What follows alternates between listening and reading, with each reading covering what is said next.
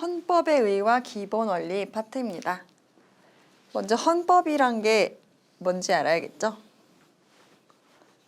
헌법은 한자로 하면은 헌은 법이라는 뜻을 가진 한자예요. 법헌이라고 하거든요. 그러면 이 말을 풀어보면 법법이 되네요. 법법이 무슨 뜻일까요? 바로 법 중의 법, 법의 기본이 되는 법, 법을 만드는 법이라는 뜻이에요.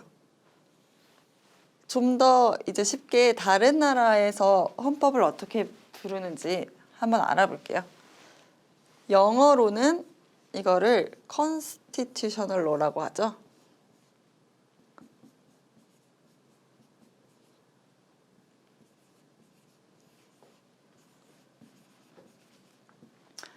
이 말은 건축을 하는 거예요. 뭘 만드는, 구성하는 법이란 뜻이죠. 바로 나라를 만드는 법이란 뜻이에요. 또 독일에서는 이걸 어떻게 부르냐면은 기본법이라고 불러요. 기본이 되는 법이라고 한대요. 그러니까 이걸 다 종합을 해보면 헌법이라는 거는 이 나라, 국가의 통치기관을 조직 구성하는 그런 기본적인 법률이 되는 거고, 이제 근대로 들어와서 입헌주의 헌법으로 가보면은 통치기관도 구성을 하지만 국민주권과 기본권까지 보장하고 권력 분립까지 이제 내용이 들어갔대요. 기본권이라는 건 사람, 국민들이 가지는 기본적인 그런 권리를 말하죠. 이를테면 인간은 다 존엄하고 뭐 평등하다, 누구나 재산권 다 행사할 수 있고 행복하고 뭐 직업을 다 가질 수 있고 이런 권리를 규정을 해놓은 건데요. 이게 보장되기 시작한 게 근대라는 점을 기억하시면 좋겠습니다. 그 다음에 현대로 오게 되면 지금 우리가 살아가는 국가죠. 이건 이제 당연해졌어요. 기본권 보장은 이제 당연하고 근대에서 추가된 게 있는데 바로 복지국가라는 거를 이제 지향을 한대요. 복지국가라는 거는 국가가 국민들에게 이제 기본권 보장을 하는 거에 더해서 더 잘해주는 거예요. 복지라는 거는 뭔가 더 좋은 거, 더 잘해주는 기분이 들죠. 이제 국민들이 다 제대로 교육을 받을 수 있게 해주고 다 똑같은 기회를 주고 이제 성인이 되어가지고 다 기본적으로 적어도 길거리에서 배고파서 죽는 국민은 없게 하자. 이런 개념이 바로 복지국가 헌법이에요. 그래서 이 역사적으로 근대에서는 이제 기본권 보장과 권력 분립, 국민주권 여기서 이제 출발을 해서 현대에서는 복지까지 왔다는 점을 기억하시면 되겠습니다. 헌법의 의의와 기능이라는 파트인데요. 헌법은 정치적인 의미도 있고 법적인 의미도 있대요. 먼저 이게 법이니까 법적인 의미를 보면 이건 최고 규범이에요. 이거는 외워두셔야겠죠. 최고 규범이다. 최고의 법이다. 헌법을 넘어선 법은 없다는 뜻이에요. 이걸 보면 되겠네요. 일단 헌법이 존재를 하고 이 헌법을 실현하기 위해서 우리가 법률을 만들어요. 여러 가지 법률이 있죠. 뭐 민법, 형법, 근로기준법, 최저임금법, 뭐 상속세와 증여세에 관한 법 이런 여러 법률이 있어요. 그래서 사람들 사이에 싸움이 났을 때 이제 우리는 어떻게 해요? 법대로 해요. 소송해, 고소해 이런 말 하죠. 네. 물론 소송과 고소는 신중히 해야겠지만 어쨌든 헌법 이전의 사회에서는 어떤 절대적인 존재가 있었죠. 왕과 같은. 왕이 자기 이제 마음대로 하는 사회에서 헌법, 입헌주의와 법치주의 국가로 넘어온 거예요. 그래서 우리는 힘센 사람이 결정하는 게 아니라 법에 따라서 결정을 하죠. 그래서 해결이 안 되면 법원에 가죠. 판사의 판결을 받죠. 이게 바로 법치주의와 입헌주의의 기본적인 틀이에요. 그래서 명령, 조례, 규칙이라는 애들이 나오는데 이건 간단히 설명을 하면 이제 법률이란 걸 만드는데 법률은 국회에서 만들잖아요. 근데 국회에서는 이제 국회의원들이 많아요. 몇백 명 되는데 그 몇백 명 되는 사람이 모든 세부적인 걸 다 만들기는 힘들어서 이건 세부적인 걸 정한 거예요. 세부. 자세한 내용. 그래서 명령은 대통령이 하는 거고 규칙은 장관들이 만들어요. 조례는 시 같은 데서 만드는 거예요. 지방자치단체. 그래서 이건 나중에 가면 또 개념이 나오니까 그때 가서 다시 보기로 하고요. 어쨌든 헌법은 이런 모든 법률, 명령, 조례, 규칙을 만드는 최고의 규범이 된다는 뜻이에요. 모범이라는 거죠. 어떤 법률도 헌법과 다른 내용을 만들 수는 없어요. 예를 들면 헌법에서 모든 인간은 평등하다, 모든 국민은 평등하다고 하고 있는데 어떤 법률에서 이런 식으로 할 수는 없다는 거죠. 뭐 회사가 사람을 뽑을 때는 남자로만 뽑는다. 이런 법률을 만약에 만들었다고 하면 당장 이거는 헌법에 모든 사람이 평등하다고 했는데 남자만 뽑으면 어떡해? 이 법률 빨리 없애야 돼. 이렇게 없애는 거예요. 이게 바로 위헌법률 심사라는 제도죠. 네, 이런 원리를 아시면 되겠습니다. 그래서 헌법은 최고 규범이다. 그다음에 정치적으로는 헌법을 통해서 우리가 정치를 한다라는 의의가 있죠. 이제 헌법에 여러 가지 국가 통치에 관한 게 나와요. 대통령과 국회의원, 또 법원을 하는 방법까지 나오고 대통령은 뭐 5년의 단임제로 한다. 이런 걸 다 규정을 하거든요. 이런 식의 규정을 통해서 우리나라의 이제 기본 구성이 갖춰지는 거예요. 그래서 이런 것들을 통해서 우리가 정치를 해가지고 국가의 여러 가지 내용을 결정을 하죠. 이런데 이제 헌법이 사용된다는 뜻입니다. 그래서 정치적 기능과 규범적 기능을 동시에 하고 있다는 점을 알아두면 되고요. 정치적 기능으로는 이제 우리 국가를 구성하고 정의를 해요. 우리나라, 대한민국이죠. 대한민국이라는 나라는 일단 뭐 영토 이런 게 나오는데 우리나라는 이제 한반도와 그 부속도서 섬들이 우리나라다. 이런 식으로 우리나라가 뭔지 규정을 해요. 그렇게 국가를 구성한다는 거고요. 다음으로 살펴볼 것은 헌법의 규범적 기능입니다. 먼저 기본권을 보장하고 권력을 통제하는 기능이 있는 건데요. 헌법이 존재하는 목적인 거죠. 목적이자 규범이라는 거는 어떤 모범이 된다는 건데 다른 법률의 모범이 된다는 거예요.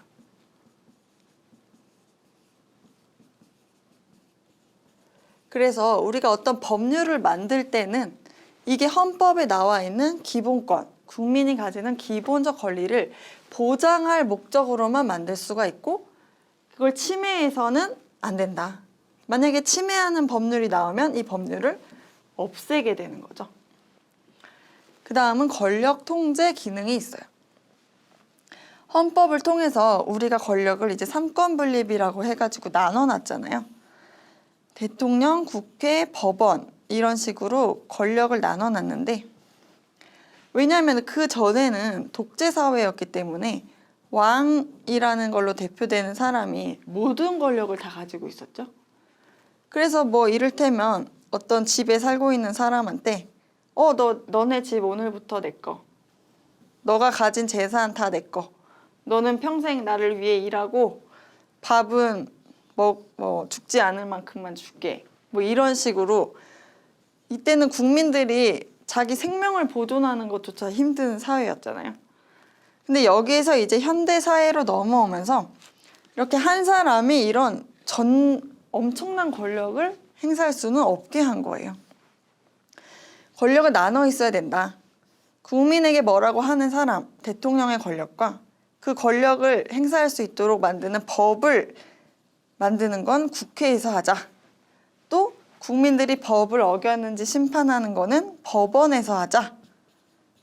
이런 식으로 권력을 다 나눠놨어요. 어디서? 헌법에서. 그래서 헌법이 바로 권력 통제 기능이 있다고 하는 거예요. 이건 나중에 문제를 통해서 더 자세히 살펴보면 되겠습니다. 다음으로 나오는 건 기본 원리라는 게 나오는데 우리 헌법이 가지고 있는 내용이라는 거예요. 내용이자 추구하는 목적. 그런 게 되겠네요.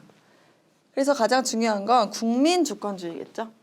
국민에게 권력이 있다. 모든 권력이 있다. 이걸 선언하고 있는 게 바로 제1조예요. 대한민국은 민주공화국이다. 주권은 국민에게 있고 모든 권력은 국민으로부터 나온다. 국민이 소중한 존재라고 써놓은 거죠. 민주공화국이 이해가 잘 안 되면 이 반대 개념을 생각해 보면 좋은데요. 영국의 국가에서는 입헌군주제라는 걸 하고 있죠. 헌법은 도입은 하면서도 군주국가라는 거예요. 이 말은 왕이 있다는 뜻이죠, 아직도. 그래서 무슨 왕비니 왕자니 누가 왕자랑 결혼을 했느니 뭐 이런 얘기를 하는 거죠. 우리나라는 군주제를 이제 없앴어요. 왕족 없어. 다 똑같아. 국민만이 있을 뿐이야. 그게 바로 공화국이에요. 그리고 민주주의를 하고 있다는 뜻이죠. 그래서 국민 주권주의 내용으로 이런 게 나오는데 이건 이제 문제와 연결이 되니까 어떤 게 있는지 아셔야겠어요. 일단 참정권을 보장하는 거. 참정권이라는 건 정치에 참여할 권리죠. 보통은 투표권, 선거권, 자기가 뭐 투표에 나갈 수 있는 권리 이런 걸 참정권이라고 하죠. 또 공정한 선거제도, 공정하게 운영돼야 된다는 거고 또 국민투표제, 중요한 사안에 대해서는 국민들이 모여서 투표를 하는 제도 이런 게 바로 국민주권주의에서 비롯된 제도고 언론, 출판, 집회, 결사의 자유라는 게 있는데 언론이라는 건 자기가 자유롭게 자기 생각을 표현하는 걸 언론의 자유라고 하죠. 또 출판, 그 생각을 글로 써서 나눠주는 게 바로 출판이죠. 또 집회, 모이는 거죠. 같은 생각을 가진 사람들이 모여서 난 이렇게 주장해 라고 말을 하는 거, 그게 바로 집회죠. 결사라는 것도 같이 모인다는 건데 이런 거 바로 정치 활동의 일환으로 할 수가 있어서 이걸 보장해 주는 게 바로 국민주권주의와 연결이 되는 거예요. 네, 그래서 좀 정치적인 건 국민주권주의와 연결이 된다. 이렇게 알고 넘어가면 되겠어요. 그 다음으로는 이제 자유민주주의라는 게 나오는데요. 개인의 자유와 민주주의라는 원리예요.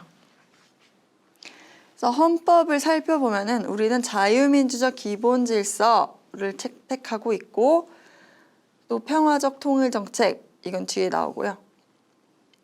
그 다음에 정당의 목적이나 활동이 민주적 기본 질서에 위배될 때는 정당을 해산시킨다 라는 건데 어떤 정당이 이제 우리 이런 자유민주주의를 부정하고 독재국가를 원할 때는 그 정당을 없애겠다는 얘기예요. 그래서 자유민주주의 내용으로는 법치주의, 적법 절차, 기본권 보장, 권력 분립, 복수정당제를 기반으로 하는 자유로운 정당 활동이 연결이 돼요. 그래서 국민주권과 좀 헷갈리는데 차이점은 국민주권은 주권이 누구한테 있냐? 국민에게 있다. 이 내용이고 자유민주주의는 자유주의와 민주주의예요. 국민들이 자유롭게 살아가는 거 그리고 민주주의의 원칙을 보장하는 거 이 내용으로 연결을 해서 기억을 하면 되겠습니다. 네, 문제를 많이 풀면 외워져요. 그 다음 개념으로 가보면요.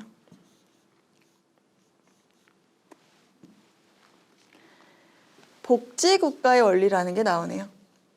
이게 문제 정말 많이 나와요. 기출 비중의 50%는 거의 복지국가의 원리가 나오는데 현대 국가에서 나오는 현대 헌법의 특징이 복지국가였죠.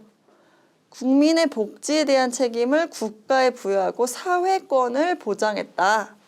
이게 키워드인데요. 사회권이라는 단어가 이제 또 나왔죠. 기본권에는 이제 더 종류가 있는데요.